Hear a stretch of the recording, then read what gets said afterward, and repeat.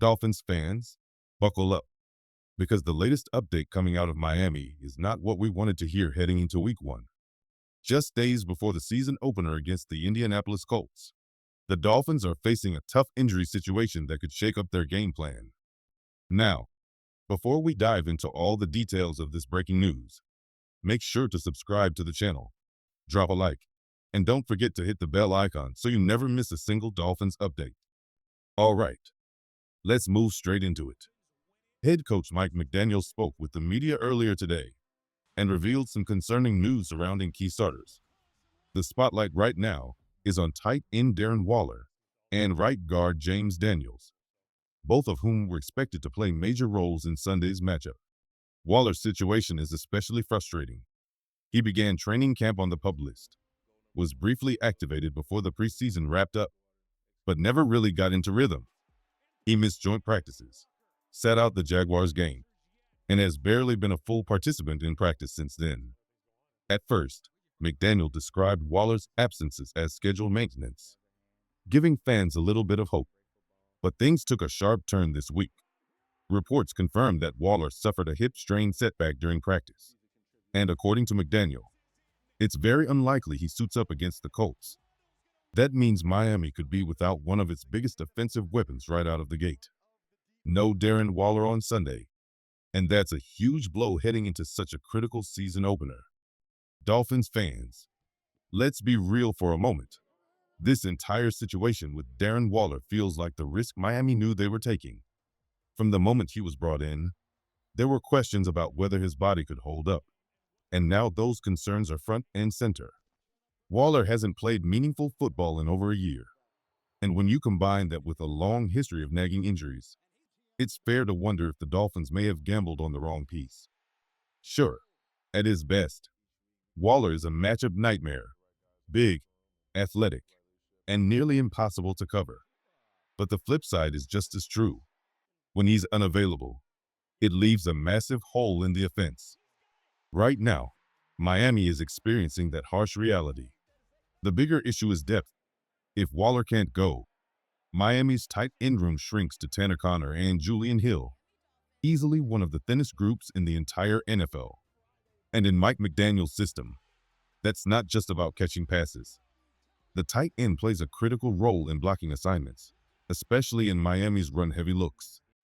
Without reliable depth there, the offense loses flexibility and becomes easier to scheme against. So as the Dolphins prepare to open the season, the question is this: will they really step onto the field against the Colts with only two active tight ends? If so, it could be one of the most vulnerable spots on this roster, and something opposing defenses will surely try to exploit. From a pure roster management standpoint, it's almost impossible to picture Miami walking into week one with only two active tight ends. Under Mike McDaniel, that's never really been the formula. So what are the options? The Dolphins could elevate someone from the practice squad. Names like Greg Dulce and Hunter Rucci are currently there. Dulce in particular has drawn attention as a player with upside. But here's the problem. Miami only has two practice squad call-ups available each week, and those spots are already in high demand. One of those call-ups will almost certainly go to kicker Riley Patterson, who remains on the practice squad instead of the 53-man roster. Another may need to go to running back Jeff Wilson, since relying on just two healthy backs, especially with Devon Achane still managing a calf issue, would be extremely risky. That doesn't leave much flexibility to elevate a tight end unless Miami makes a permanent roster move. That leads to a tough decision. Do the Dolphins shuffle the roster and create space by placing an injured player on IR?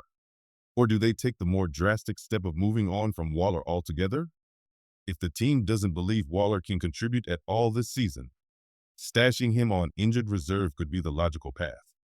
Other names like Ethan Bonner and Jalen Wright, both dealing with injuries of their own, could also be candidates to free up a roster spot.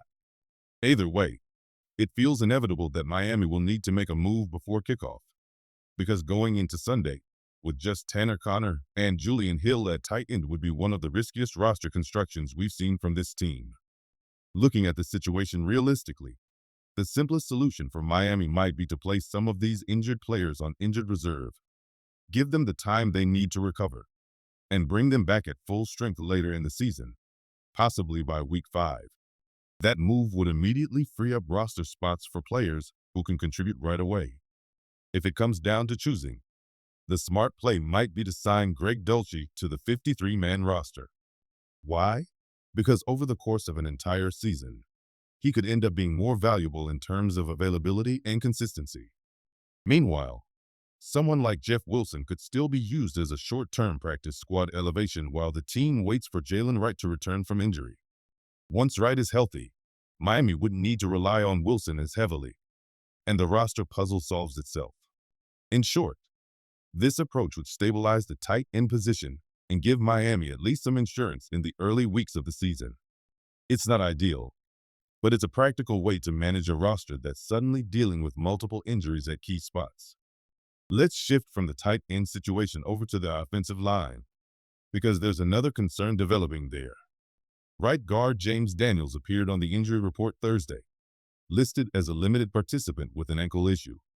Heading into week 1, McDaniel described his status as questionable. This is especially frustrating because Daniels was signed to solidify Miami's protection, landing a 3-year deal this offseason to become the anchor at right guard between Austin Jackson and Aaron Brewer. The good news? The ankle he's dealing with is not the same leg that suffered a torn Achilles last year. Daniels had recovered well from that injury, fully participating in camp and preseason, so this new problem seems unrelated. Still, even a minor ankle setback is enough to raise concern, especially so close to the opener. If Daniels can't go, Miami would need to turn to its depth. The most likely replacement is Daniel Brunskill, a veteran interior lineman who can play either guard spot or even slide to center if needed. Other depth options include Larry Borum and Kendall Lamb at tackle, plus Kean Smith, who offers versatility inside and out. Based on preseason performance, though, Brunskill feels like the safer choice to plug in at right guard if Daniels isn't cleared. Bottom line, Miami's offensive line stability is being tested right away. Losing Daniels, even for a short stretch, would be a blow in protecting Tua and keeping this offense moving smoothly against a Colts front that can cause problems. The hope, of course, is that James Daniels is ready to go, because this is exactly the kind of signing Miami prioritized in free agency to strengthen the offensive line. Week 1 is supposed to be his official debut in aqua and orange, and fans want to see him making an impact right away. But let's close things out with some good news, because not every injury update is negative.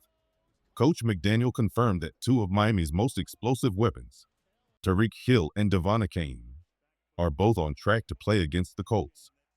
Achane himself told reporters earlier in the week that he feels 100%, while Hill echoed the same confidence during his own media availability. Hearing it once is encouraging. Hearing it again directly from the head coach is even better. Having Hill's game-breaking speed and Achane's burst in the backfield ensures Miami's offense won't be short on firepower when the season kicks off. And for a team looking to start strong in 2025, that's exactly the kind of momentum fans want to hear heading into Sunday. One more name to keep an eye on is Elijah Campbell, who appeared on the injury report with a knee issue. Early signs suggest it's not too serious, and he's expected to be available as Miami's 4th safety on Sunday. That would give the Dolphins a healthy rotation with Jevon Holland, Deshaun Elliott, and Nick Needham handling the bulk of the duties. As for roster management, McDaniel clarified that the team hasn't yet discussed placing Jalen Wright or Ethan Bonner on injured reserve to free up a roster spot, even though that scenario made sense as a potential move earlier in the week. It remains an option if Miami needs space to add someone like Greg Dulcich or Jeff Wilson, but nothing is official as of now. Another player worth monitoring is David Degridge, who is still in the concussion protocol. The hope is he clears before kickoff, but there's no guarantee. His status will be one of the final injury decisions leading into Sunday. So, here's the bottom line.